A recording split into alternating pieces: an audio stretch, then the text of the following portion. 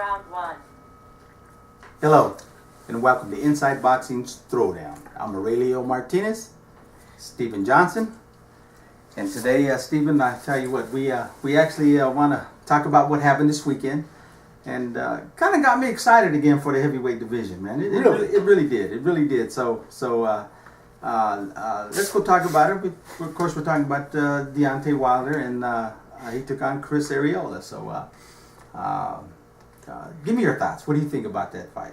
Well, leading up to the fight, the nightmare said everything, that you want to hear from an opponent. Mm-hmm. He even went as far as saying that he carried Latino people on his back for this fight and that he was not going to disappoint.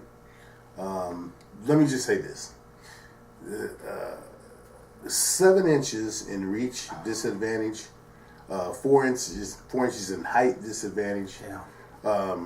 I always felt that Chris would never be able to get inside. Chris has a lot of heart. He always has. It looked like he was in pretty good shape for this fight. He did. And he came in, but I predicted that Deontay Wilder would stop him in 6, and it went 8. Well, so for Chris, that's a moral victory if you want to look at it as such. But bottom line is that I thought it was a mismatch right off the bat, and it was. Well, it turned out to be, yes. It turned out to be. I thought Chris Arreola would, of course, have his moments, and he had somewhat of moments, but not anything that would be considered threatening or damaging to Deontay. Yeah. But I'll tell you what, I really have to take my hat off to Chris Arreola, because I'm telling you what, this guy's heart is that big, man. I mean, this guy's heart is that big. It would have been so easy for him to stay down any of them times he got caught, and nobody in the world would have complained. Nobody in the world would have complained. But he kept coming back up, and you can see he was truly hurt, and he was truly damaged. I mean, even walking back to his corner after some of them, he just wasn't there. But he just kept fighting. And I'll be honest with you, had I been in the corner with him, You'd stopped it. he wouldn't have came back out. And it's just, boxers are like that, especially when you get someone like Chris Arreola, that they're not going to quit. They'll die in the ring. So the corner has to step up and take him. There was just no way he was going to win the fight. He could have hit Deontay with his best shot. wasn't going to happen. So but let's talk about Deontay Wilder, because I know we talked about him in the past and whether he was the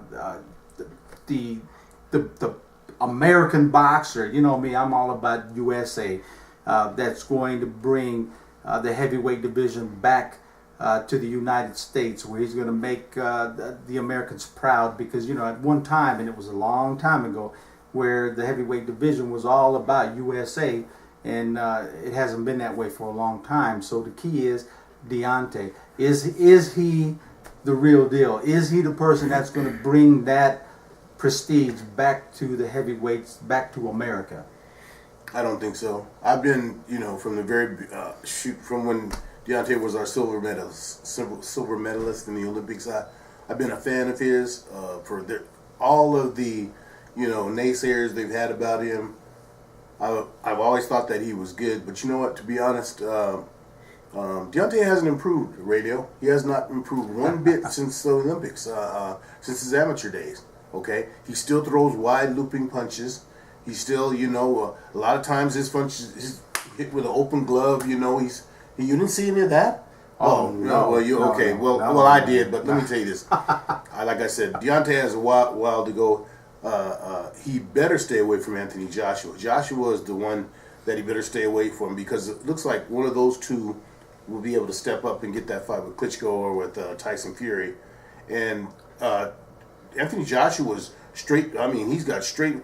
Oh man, Deontay with the wide looping punches is almost made to order for Anthony Joshua. You know what? I'm gonna differ with you 100%, and I'm gonna go on record right now that yes, Deontay Wilder is the real deal. Okay. Deontay Wilder is the person that will bring that pride back to the USA, and I'm gonna go a step further than that.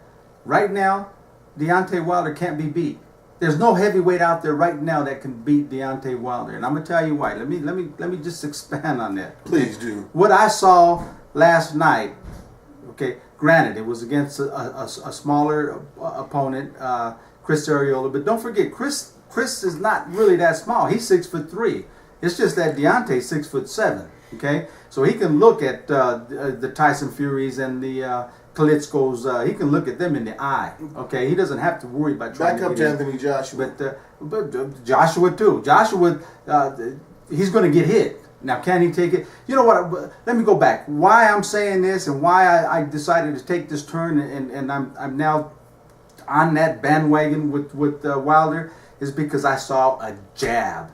I saw a beautiful jab. I saw a stiff jab. And if you go back to the old days when the U.S. was so dominant, when you go to the Ali's, the Holmes, and these guys, what was it that made him so dominant? It was that jab. The other fighters couldn't get around that jab. And his jab was so stiff, it was so solid, that there was no way Chris Arreola was getting in. And if he continues to utilize that jab the way he's utilizing and stiff, I'm telling you what, he's going to be tough to beat. And I don't care if you're talking about Joshua, I'm talking about Anthony Parker, Tyson, Klitschko. It doesn't matter. Bring them all. Bring them all. I'm just getting hyped up because I see the light at the end of the tunnel for the USA. I'm not going to let you get away with that. Like I said, I'm a fan of Deontay, but he has not improved one bit. When he throws the jab, it's nice. He doesn't throw the jab often enough. If you're going to, keep people off of you, Chris Arreola came straight. Everybody, people saw the fight. I don't know what this dude was looking at. Chris Arreola was walking straight ahead, not throwing any punches. Deontay didn't throw a bunch of jabs. When he does, that's all he did was throw a jab. Please, man. I'm talking about keeping a dude off of him who's coming like an Anthony Joshua, like a Tyson Fury, like a Klitschko. Deontay has not shown that he's able to throw that jab consistent enough. Chris Arreola gave him no problem. All the hip shaking and all this to the crowd, mugging to the crowd. That's because he had a guy that knew he could handle. Let me tell you something. I guarantee you he won't do that against Anthony Joshua. And Anthony Joshua is the measuring stick in order to get to Klitschko or Tyson Fury. So and everyone's high on Joshua. Joshua, man, it's hype. Okay, it's hype. And when he looks at someone in the eye, it's going to be a different story. And yes, let me tell you something. Really? That number one with Wilder, number one is he's got that jab. He's got that stick. He doesn't throw it. He's got that stick. Okay, number two is confidence.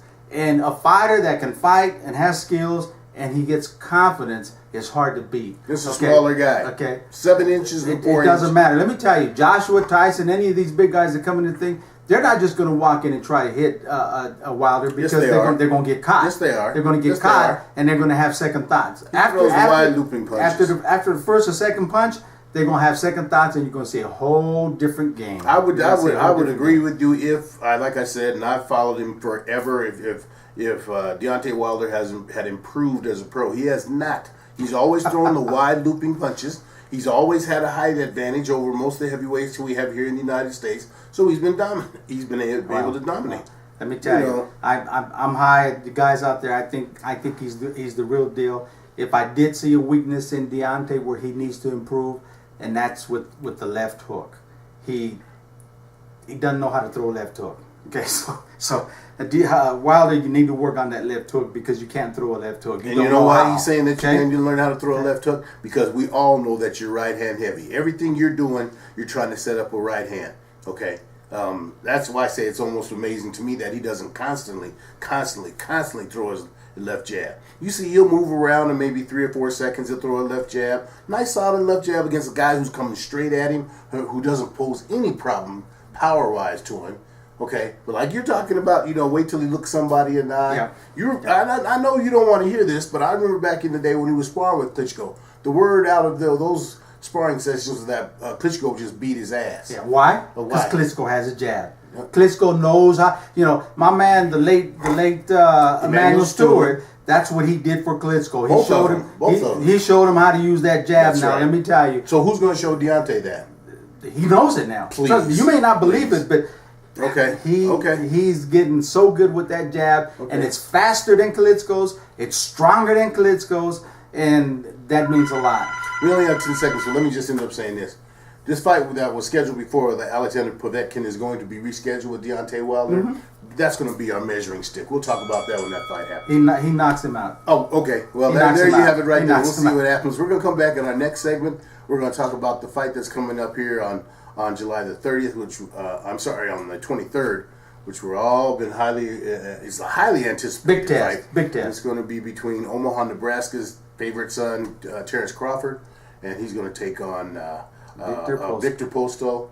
You know, that's going to be for the WBO and the WBC super lightweight title, and we'll talk about that when we come right back. All right. Come back and see us on our next episode, Steven. And like always, keep them hands up. Keep them up, baby.